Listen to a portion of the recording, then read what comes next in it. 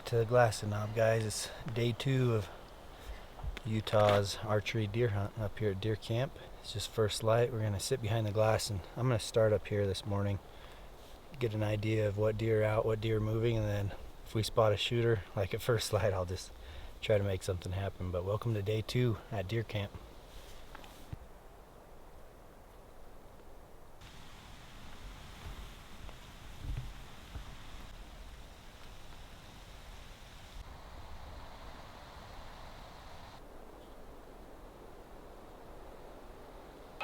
Man, so dang close. Good morning, by the way. Came back to my little zone I was in. The deer this morning kind of split 50-50 as far as which way they wanted to go bed. The only bummer is there's just no real matured bucks with them. I had that small 2-point, I'll show you right here, just come strolling in perfectly. I'm back in this timber. He had the sun in his face if he was to look up to me. 44 yards. Perfectly broadside. There's one shooter buck way the heck up at the top. I'm keeping an eye on him right now. I'm gonna keep glassing, see if I can keep an eye on where this other bigger buck is gonna end up. So I haven't talked to Eric, so I'm not sure what their morning's been like. So I'll see if I can get a hold of those guys. Maybe they turned up a good one. Well, so far that's the highlight of our morning, is a cow moose. Getting some phone scope footage of her right here. She's just right on the saddle below us. Man, it's been a slow morning. We've seen some does and bucks over towards where BMAC is sitting, and he just texted me, said he had a 2-point come within 44 yards. Other than that, like nothing. None of the bigger mature bucks that we saw yesterday. We haven't seen any of them. It's pretty mellow. I mean, we still got a little bit of time. I like to sit here for maybe another hour. Sometimes you'll see deer come out of the sunny side and try to head to the beds on the shady side, almost just like this moose just did.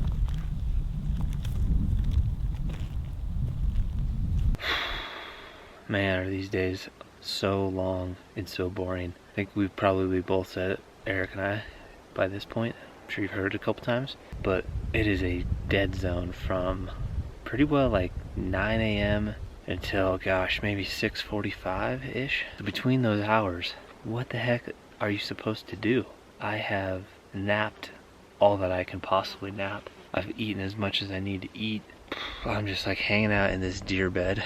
I've got my little Z-fold pad, my handy dandy pillow, phone charger, still got the bow just in case something walks by. I have like intermittent service, so even getting on social media is not really much of an option. But when I did get on, our buddy Isaac, who you guys have probably seen on a few videos from Easton, he and his son are hunting, and he was doing some Instagram stories about the same kind of suffering. And there's like a medley of funny stories with music. I don't know.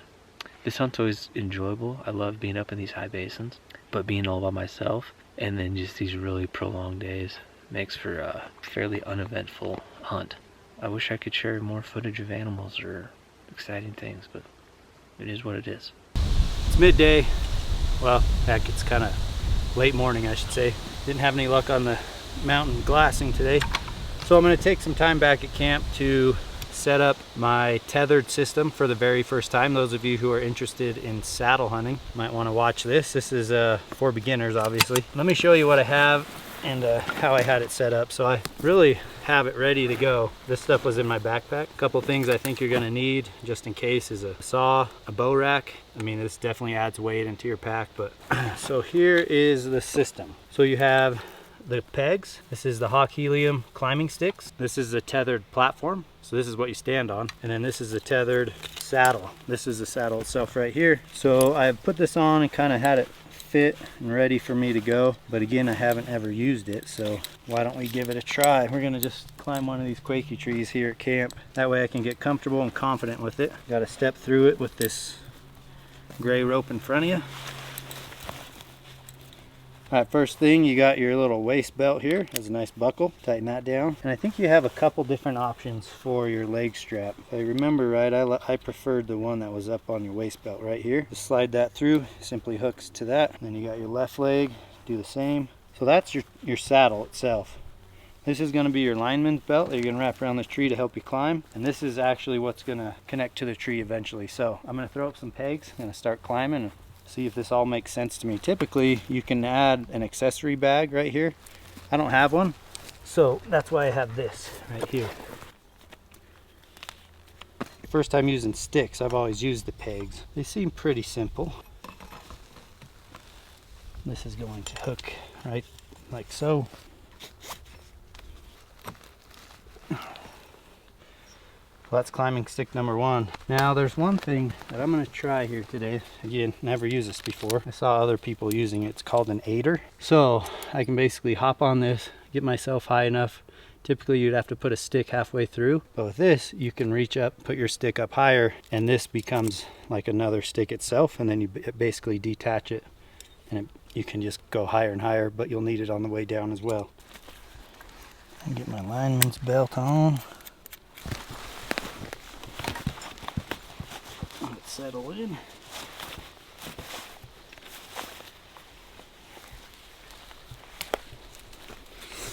Use your lineman's belt.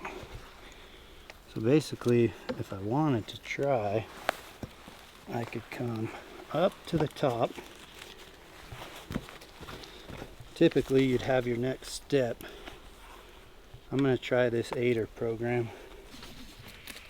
You want to start with that strap kind of high, because once you add your weight, it's going to kind of sink and find a place to settle anyways. Now this is where the aider comes in handy if you want to space out your climbing sticks. But what I could do is use this aider as my climbing stick to get me to the next peg. Martin just handed me the platform. So say if that's right where I wanted it. So there's your little platform to stand on.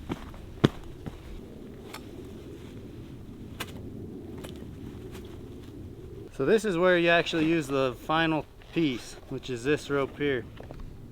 So this tool right here came with our kit.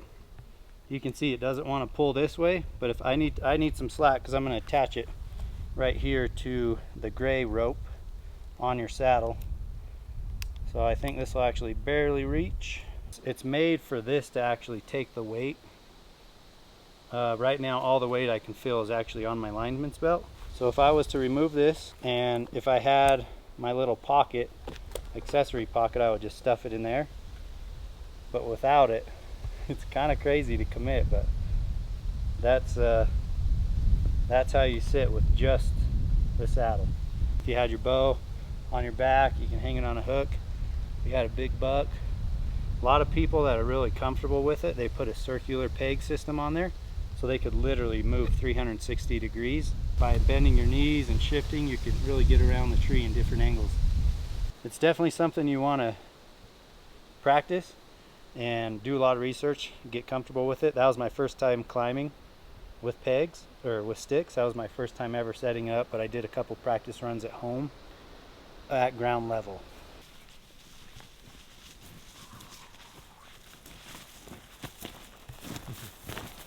Time for the evening glass, guys.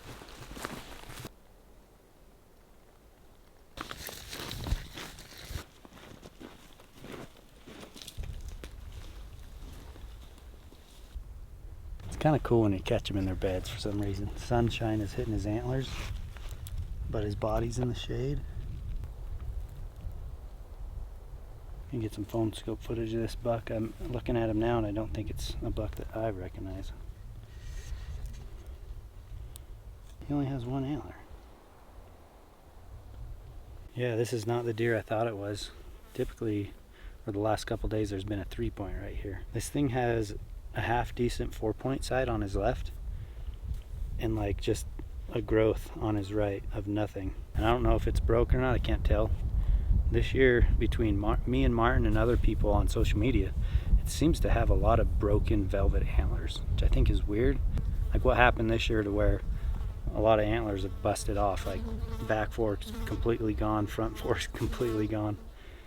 This whole antler is completely gone. If you had both sides, I'd still shoot him.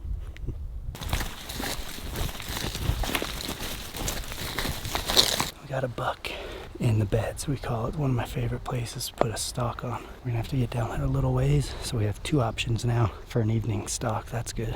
We'll drop off to where we glass and put up the scope, see what he is. If he's big, or even half decent, I'm gonna put a stalk on him first.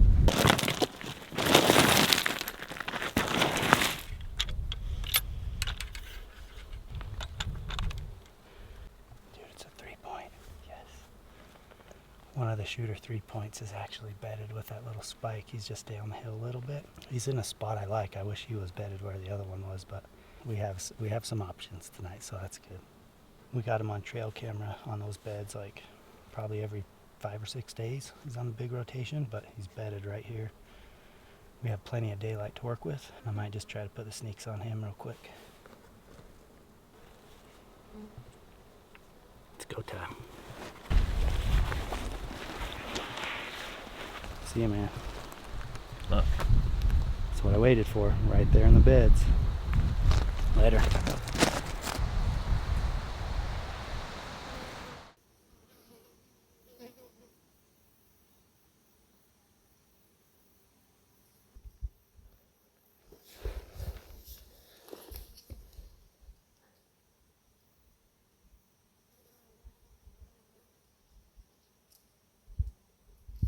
The 3-point stood up, so he's just scratching himself and getting ready to feed, it looks like.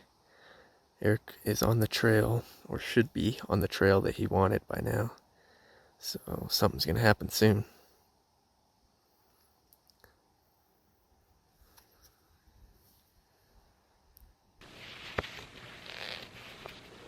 Getting ready to make my final stalk. Just gonna head down this path into there.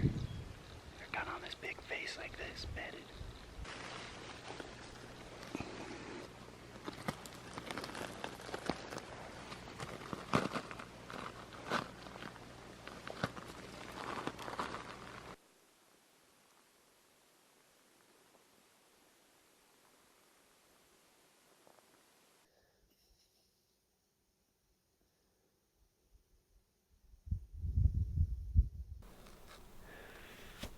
Well, the sun just went down, so now everything is in the shade. Eric's still making his way in.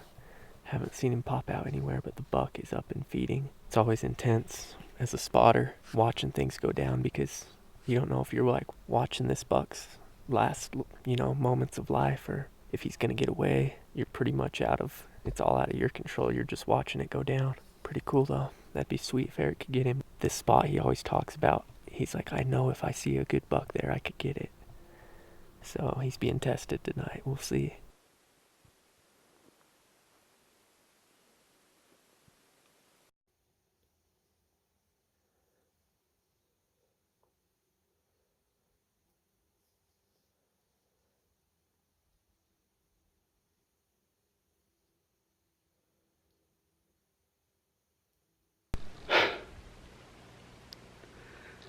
That close.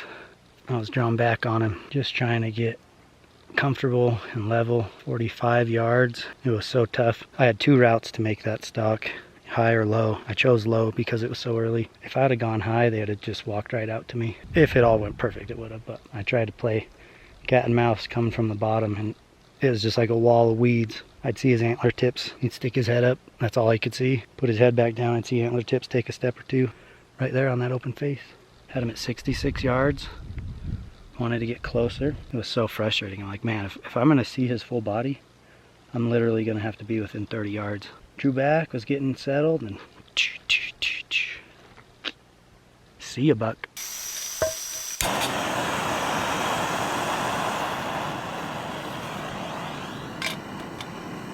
This is what you call a repeat.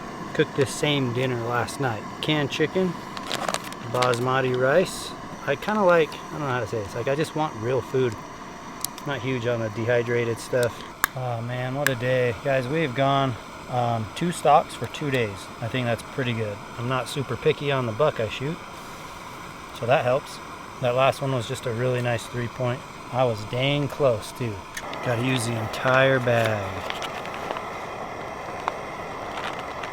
Wonder what Brian's doing. He sounded pretty bored today. I don't blame him. Hey, sitting all day, whether you're in a tree stand or ground, hunting on the ground, still hunting through the pines, or even if you're just sitting and glassing all day, no matter what, all day stuff is boring and tiring, especially when you're alone. So Another day in the books. Arguably slowest day in a long time hunting. It's hard to even say it's hunting, to be honest. It's like I've glassed up 3 bucks that were bedded up in the cliffs, and they didn't get up until 7 o'clock And then finally I saw a couple young bucks, but one of them again was still bedded up until like last light. Just none of the mature deer that we saw opening morning came back, and found a good one that I got on trail camera, but no sign of that one either. About ready to crank into the old top ramen. We'll keep going after it, and maybe by the end of this we'll piece something together. I'll be back at it in the morning, bright and early, in my zone, just being optimistic and, you know, keeping a positive hunting attitude. PHA, because that's all we can do, and you just never know. It only takes one. Can't not get a text to old BMAC out. We have horrible service up here, but you guys should follow us on Instagram. We're trying to keep our stories going. It's just a struggle up here for us because our batteries die so fast.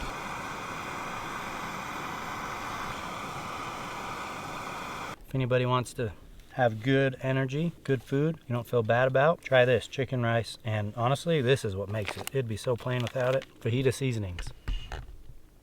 That's a must at deer camp from now on. I think we'll just hang out here. I think the game plan is going to probably be the same in the morning. Get to our high point, glass, look for opportunities, take advantage of anything that's in a position that is huntable. Because it's not every time you get up there you see a deer that you have either the time or the situation to even try. So to go 2 stalks in 2 days, that's pretty good. Anyways, guys, thanks for watching. Day 3 of deer camp will be tomorrow. Make sure to subscribe to the channel if you guys are new. And just want to say thanks for watching, and we hope you guys are enjoying the season. It's going to be a great year, and we're just getting started. Just like this dinner, just getting started.